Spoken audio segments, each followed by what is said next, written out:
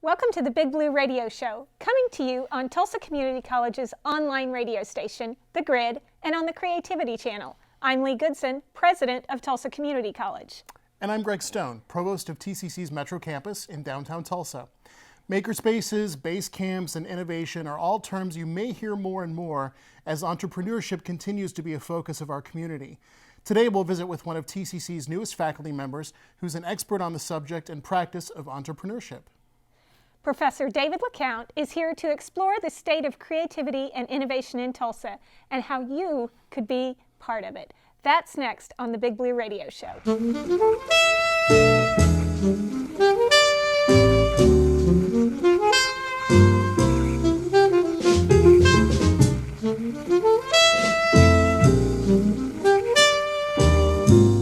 Well, we're here today with David LeCount. We're so glad that you joined us and excited to have you here. And you are the assistant professor in the George Kaiser Family Foundation Endowed Chair for Entrepreneurship. Yes. Talk to us a little bit about, and so you've been in this role since the fall semester, right? Is that January. Right? Just January. Yeah. Wow, time.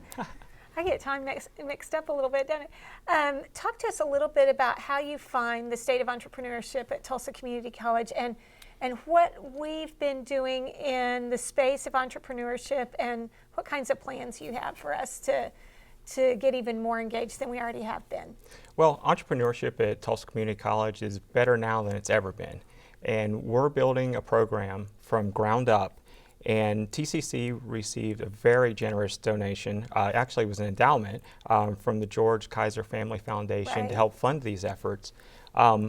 We have a very interesting mix of both academics and being in the community.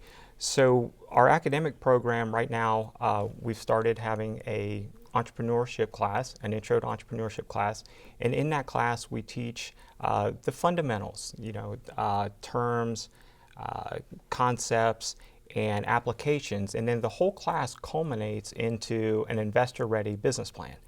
So somebody can take the class, and by the time they get to the end of it, they have an investor-ready business plan that they can take to a bank or an investor for a business startup. So impressive. And so is that for sophomores? Is that a freshman or a sophomore class? Anybody can take it. Okay. At this point, we don't have prerequisites for the class. Great. So community members could take it too. Absolutely. Great. It's a great program.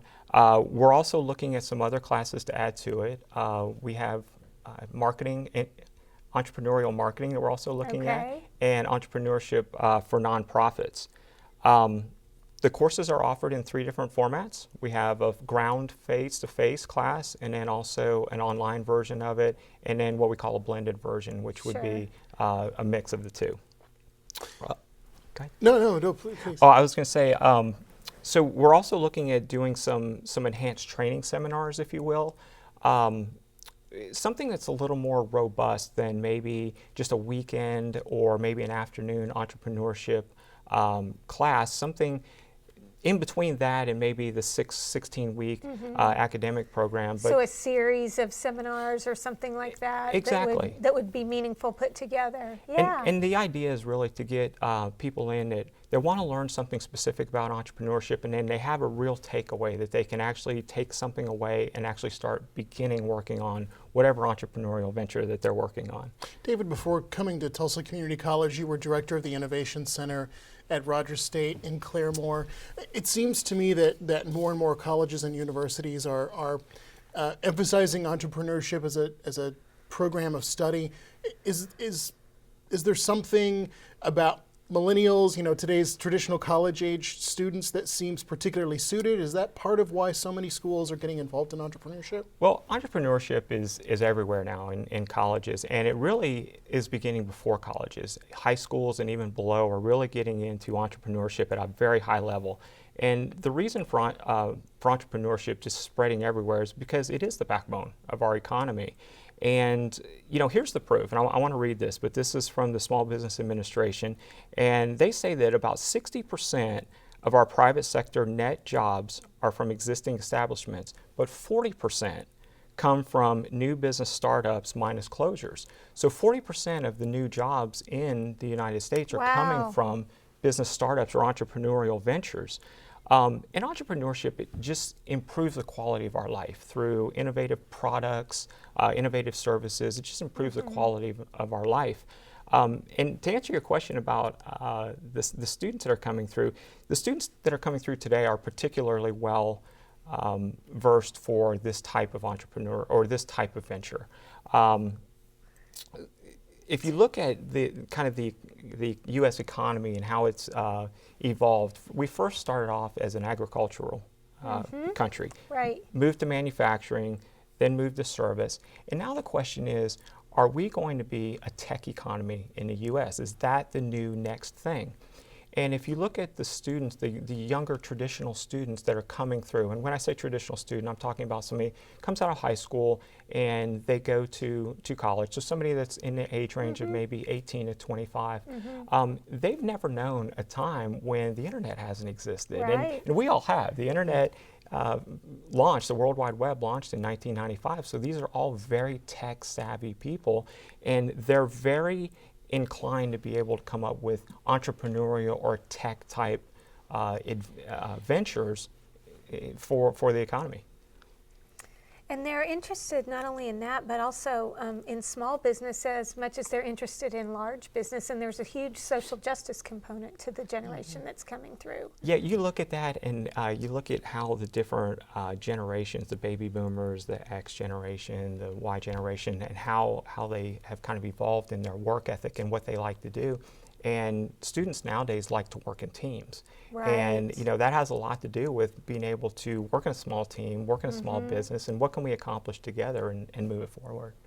So you have some entrepreneurial experience of your own. Talk to us about your experience as an entrepreneur, and then what do you think it takes to be a successful entrepreneur? So I do have some entrepreneurial experience. Ever since I remember being a little kid, I always wanted to own my own business. And I've had several over the course of my life, and I've learned a lot. And there's three things that I always say that you need to have for being successful in an entrepreneurial venture. And the first one is what I call domain skill.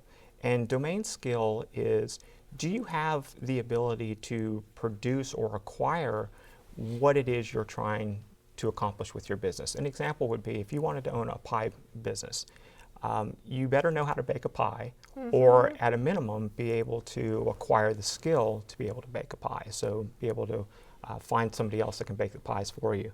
The second thing, and this one sounds really easy, okay, but the second thing is you need a market, and you need somebody that's going to be able to purchase your product or service. And that sounds so simple. But you would be surprised how many entrepreneur books are written today, and they forget that one. And they'll say things like, they'll say things like That's amazing. The formula for success, they will say, is success equals plan plus hard work.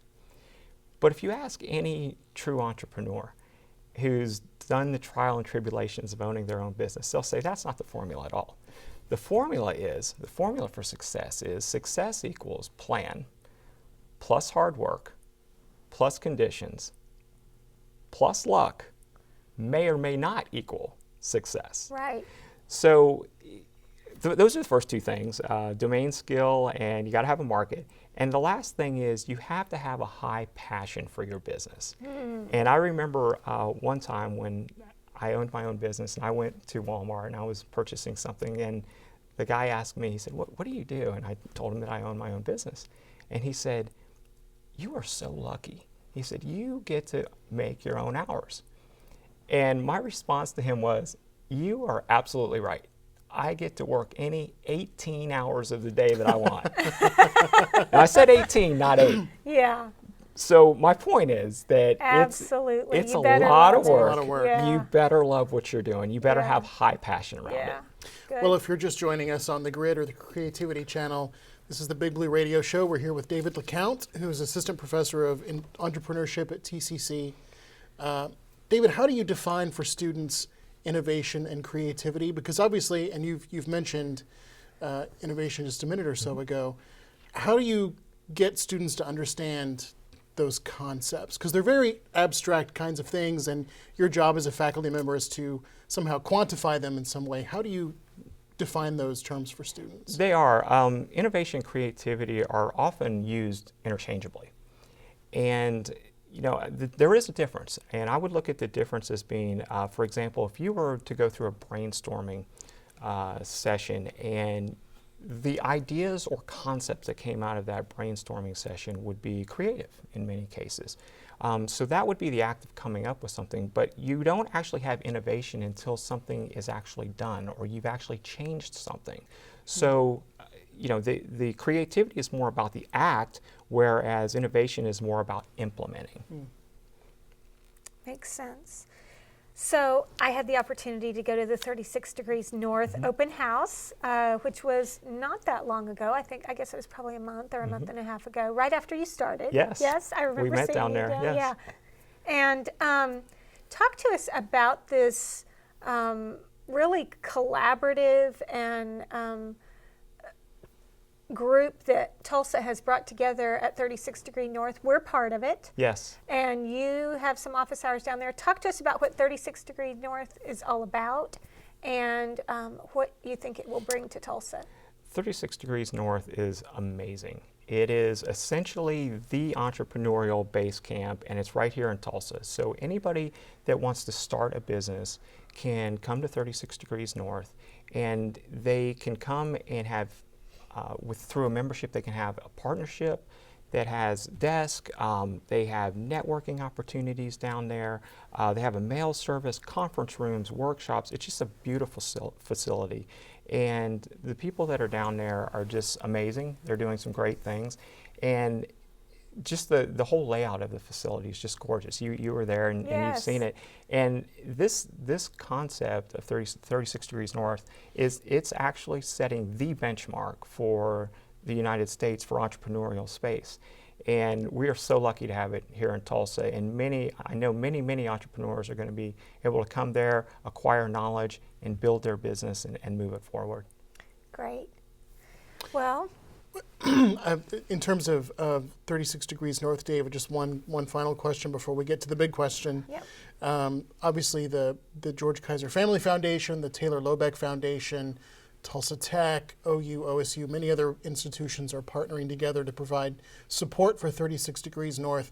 And then talk about what opportunities that affords our students who are interested in taking classes with us. I mean, are they going to be able to go to 36 Degrees North for additional workshops and opportunities and seminars, those kinds of things? Absolutely. 36 Degrees North, their memberships are open to the public. So, anybody that's interested in building a business can become a member down there. But they also offer many free things, clinics, and I had mentioned some of the seminars that we may be doing here at TCC, and I may be presenting some of those down there at 36 Degrees North. So the partnerships, I've really stressed partnerships in my entrepreneurial class, and we're working with all of the partners that you mentioned, and also SCORE as well. So SCORE is here, and that's an opportunity for students to be able to get together with some people that have actually gone through the trials and tribulations of business and know a lot of the pitfalls to avoid and that kind of thing. So partnership's so important with a community college, and certainly with entrepreneurship as well. Absolutely. And I should mention the Tulsa Metro Chamber of Commerce also is very Absolutely. involved in, Yes. in 36 Degrees North. Yeah. David, here's the big question we ask all of our guests.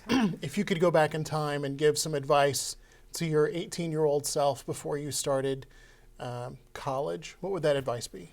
Well, if I could go back and give myself advice at 18, it would be really around these things that I'm talking about today, and it would be an entrepreneurial venture. And what I mean by that is instead of going out and buying a fancy car or that kind of thing, I would take the money and put it for a down payment for a revenue producing asset, a rental property or a business or something like that, something that's going to allow me to make money as opposed to losing money.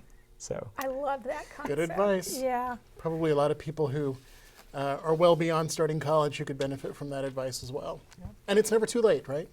Never too late. Absolutely. Thank you for joining us Thank today. you for having me. That's all the time we have for today, but we do want to thank our guest, Professor David LeCount, for taking time to be with us. And thank you for being here too. Remember, you can find us every week online at The Grid, tulsacc.edu/thegrid, and on the Creativity channel. We'll see you next time.